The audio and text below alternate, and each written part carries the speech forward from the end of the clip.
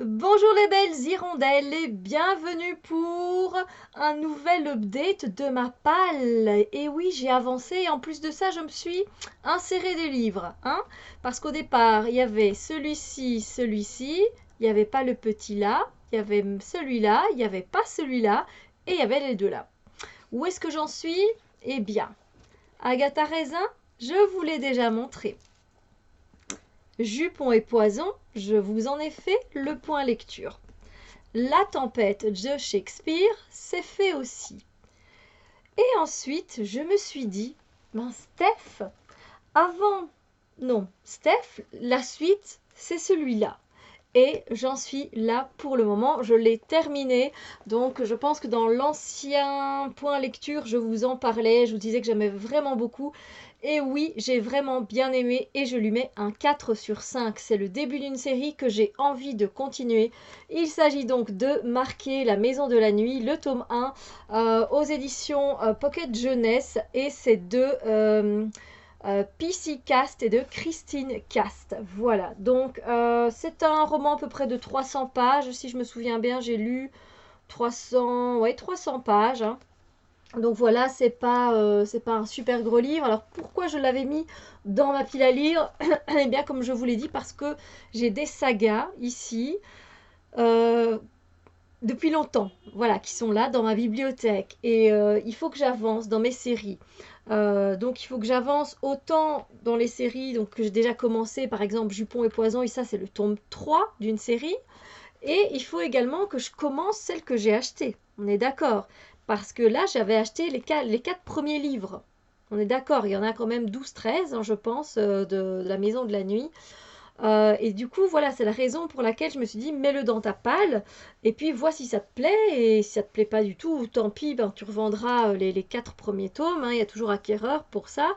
Et si ça te plaît, eh ben, tu continues. Voilà, et tu verras jusqu'où tu peux aller, et jusqu'où ça te plaît, et voilà. Et ça m'a vraiment, vraiment bien plu. C'est un premier tome qu'il a vraiment fait avec moi. Moi, la bitlit, parce que c'est le genre littéraire hein, de ce livre, avec des vampires, moi, ça ne m'a pas saoulée, j'ai pas été écœurée parce que j'ai déjà 36 ans et du coup, j'étais pas dans une période adolescence ou même dans une période de ma vie où je n'ai lu que ça. Parce que j'ai toujours procédé dans mes lectures à lire des choses différentes. Voilà, donc je vais lire un genre fantastique, bitlit. Ensuite, je vais aller insérer quelque chose de plus contemporain. Par exemple, voilà, voilà là vous l'avez vu à l'envers. Voilà, c'est du Sophie Kinsella. Donc je viens insérer des choses pour revenir un peu à la réalité, si vous voulez, pour pas trop me laisser emporter et pour pas non plus être écœuré. Parce que je pense que si on lit beaucoup du même style, on risque un peu de se lasser à un moment donné. Voilà, même si on aime beaucoup, beaucoup, moi j'aime beaucoup hein, la SFFF, c'est mes genres littéraires préférés. Donc voilà, j'ai pas eu spécialement peur de me lancer dans la bitlit et dans ce livre-là, mais j'avais quand même une toute petite crainte que ce soit trop adolescent, que ce soit voilà des vampires qui se transforment et qui vont bouffer, sucer le sang humain. Voilà, je me dis non. S'il n'y a pas de sens, s'il n'y a pas une belle structure, s'il n'y a pas une histoire, il n'y a pas un bon fil rouge, ça va pas le faire, c'est sûr. Et c'était tout le contraire. Donc voilà pourquoi j'ai choisi donc déjà ce livre, parce qu'il est donc depuis longtemps dans ma bibliothèque. Et puis, ben parce que je me suis dit pourquoi pas. Alors, le résumé, on va passer au résumé. Le résumé, on se retrouve avec Zoé qui a 16 ans et qui, dès le début du livre, je ne vous spoile rien, a été marquée. Marquée par la grande prêtresse Nyx qui lui a mis un croissant de lune ici, hein, au milieu des yeux, là, là où il y a le troisième œil.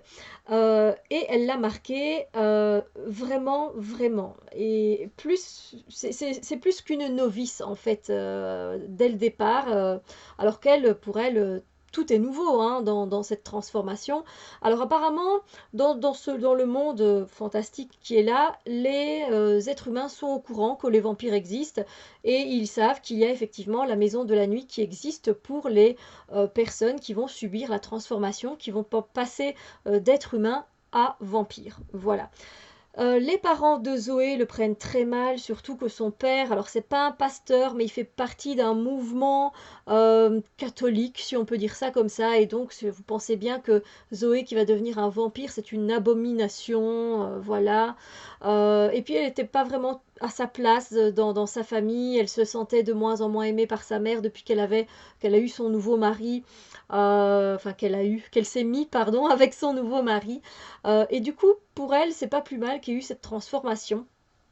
Et du coup, elle se retrouve comme son beau-père ne veut pas la laisser aller à la maison de la nuit, elle s'enfuit de la maison et elle trouve refuge un petit peu chez sa grand-mère qui est ancêtre, qui a des ancêtres et qui est elle-même de culture cherokee. Donc là, il y a un point, je peux vous le dire que ça met des points, moi, tout ça. Et du coup, elle n'arrive jamais vraiment à atteindre sa grand-mère et il se passe quelque chose, je ne vais pas vous dire quoi, mais le lendemain, elle se retrouve soignée à la maison de la nuit et là commencent les aventures à la maison de la nuit où on l'explique comment ça se passe, etc. Apparemment, ben, elle a vraiment été marquée plus que les autres parce que sa marque est beaucoup plus puissante que les autres qui ont été marquées et elle se demande pourquoi, etc. Et puis elle va commencer à se faire des amis, des ennemis aussi dans ce livre et on va commencer à suivre ses aventures ici. Et c'est très intéressant parce que, et là on en vient à mon avis et à mes critiques parce que je ne vais pas vous en dire plus, hein, sinon là je spoilerai. Euh, on se retrouve avec une histoire déjà où on attribue la maison de la nuit et les vampires à Nyx, Nyx qui est la déesse de la nuit c'est pas la culture, c'est pas la tradition, la mythologie, je vais y arriver, qu'on retrouve dans la mythologie grecque. Nyx est la déesse de la nuit. Déjà, j'aime bien qu'on parle de Nyx à plusieurs reprises, qu'il y ait un temple dédié à elle dans le livre, qu'on invoque aussi les éléments de la magie, parce que en plus de ça, quand la transformation est faite et qu'ils sont vampires, ils ont en plus de ça des dons. Alors soit ils ont le don d'un élément, de l'air, de la terre, du feu, etc. Donc ça, c'est super. Il y en a qui ont une intuition beaucoup plus poussée, qui peuvent presque lire dans les pensées. Par exemple, la grande prêtresse qui est là à la maison de la nuit, qui est un peu la chef, on peut dire ça comme ça, qui est là, et bien elle a un don particulier avec les chats. Et ça j'ai vraiment bien aimé. J'ai vraiment bien aimé cette mythologie grecque qui a été insérée, le fait qu'ils ont d'autres dons et d'autres pouvoirs, donc ça donne beaucoup plus de magie, hein, clairement, à la lecture. Il y a également ses ancêtres, les ancêtres de Zoé, elle s'appelle Zoé Redbird, donc qui est, si on traduit, c'est oiseau rouge, donc de cette culture Cherokee. Donc ça me plaît bien aussi parce que finalement ça vient se mélanger avec la mythologie grecque et ça le fait bien. Euh, Quoi d'autre? J'aime bien que apparemment euh, les vampires ne se nourrissent pas de sang humain. Voilà, ils se nourrissent entre eux et ils mangent aussi, en tout cas jusqu'à... Je n'en sais pas plus, mais en tout cas, tant qu'ils ne sont pas encore transformés, même s'ils ont été marqués, ils continuent à manger normalement. Ils ne boivent pas spécialement des litres de sang. Donc j'ai bien aimé ça aussi. Ils peuvent continuer à manger des pains à l'ail. Donc voilà, c'est toutes des choses que vous savez, ben voilà, quand on lit Dracula, ben voilà, l'ail, c'est vraiment ce qui va éloigner Dracula des maisons et de nous. Il se nourrit absolument d'êtres humains, du sang d'êtres humains, etc. Et là, du coup, ça change un peu. Et ça m'aime beaucoup. Et du coup, pour moi, ça a mis quelque chose de vraiment magique dans l'histoire.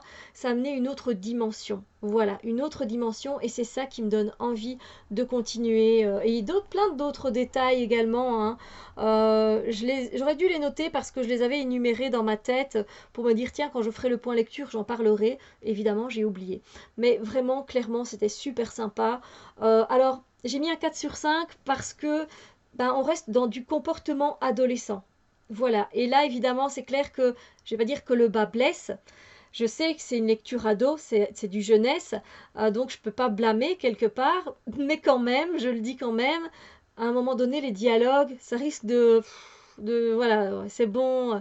Oui, mais c'était ton ex-petite amie. Enfin, vous voyez le genre de conversation.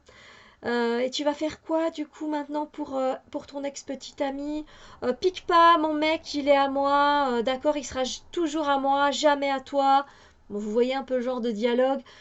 Là, on voit vraiment qu'on est dans du jeunesse, dans de l'adolescence pure et dure.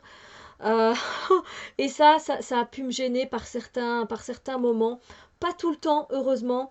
Et à un moment donné, le comportement de Zoé, il change dans le livre. Moi, je trouve personnellement, si vous l'avez lu, dites-moi, je trouve qu'au début du livre, elle est plutôt calme et réservée. Et après, je trouve qu'elle se la pète un peu. Voilà, on va être clair dans le truc. J'espère qu'elle va pas trop se la péter dans le reste des bouquins, sinon effectivement, à un moment, je risque de lâcher. Si elle devient pas mature dans les livres, et si les dialogues restent toujours ado, ado, ado, ça risque de me saouler. Voilà. Mais en tout cas, pour un premier tome, moi je suis quand même ravie. Une bonne lecture, vraiment très bonne, avec un 4 sur 5. J'ai hâte de connaître la suite. Je suis vraiment contente là finalement d'avoir les trois autres tomes, les quatre premiers, en tout avec celui-là, pour voir ce que ça va donner. Du coup, après celui-là, normalement, j'étais censée lire Time Riders. Oui, comme ça. Voilà que je m'étais mis dans ma pile à lire. Et ensuite, pour finir, pour terminer, c'est Legendary, qui est un second tome, le second tome de Caraval. Et je m'étais dit, voilà, donc normalement, je devais passer à ça. Donc, j'ai terminé celui-là. Avez-vous voyez, je me suis dit, Time Riders, ici, il me semble qu'on va être avec des adolescents encore. J'avais pas envie d'être lassée dans celui-là, alors que je pense que comme c'est des voyages dans le temps, ça pourrait vraiment, vraiment être le top et que je pourrais vraiment kiffer. Du coup, je me suis dit, fais une pause, mets quelque chose de plus contemporain, quelque chose de plus adulte dedans, et après tu passeras à Time Riders. Et c'est ce que j'ai fait. Du coup, je suis en train de lire L'accro du shopping à la rescousse, qui est le dernier tome de L'accro du shopping de Sophie Kinsella. Et je viens vraiment de commencer, hein. Je suis au chapitre 4, donc voilà, j'ai pas lu grand-chose, parce que ça fait pas longtemps que j'ai terminé. Ça fait 2 jours que j'ai terminé celui-là, et j'ai pas vraiment eu le temps de lire, donc voilà. Mais je sais que ça va être bénéfique que j'intercale du Sophie Kinsella avant de passer à mon Time Riders, où il y a encore ici des ados, quoi. Donc voilà. Donc voilà, très très bonne lecture. Celui-là, on verra bien. Parce que j'adore Sophie Kinsella. J'ai adoré les accros du shopping, tous à l'exception. Bon, j'étais un peu plus déçue de l'avant-dernier. Celui-là, c'est la suite. C'est l'accro du shopping à Hollywood. Je trouve que le rythme s'était essoufflé. Je trouve que l'accro du shopping, elle était beaucoup moins comique, beaucoup moins marrante. Voilà, ça avait perdu de son peps. Donc on verra ici la suite. Ce n'est que le début, donc je ne peux pas dire grand-chose pour le moment. Mais voilà, j'espère que je vais quand même être satisfaite et que je vais terminer sur un bon tome, un bon dernier tome de l'accro du shopping, parce que franchement, moi je trouve que ça met beaucoup, ça apporte beaucoup d'air frais dans la lecture. C'est voilà, une lecture où on se prend pas la tête et ça fait tellement du bien que j'espère terminer sur une bonne note. Voilà pour ce point lecture, j'espère que vous avez apprécié. N'hésitez pas à me dire quelle est votre lecture du moment, si vous l'avez apprécié, de quoi ça parle.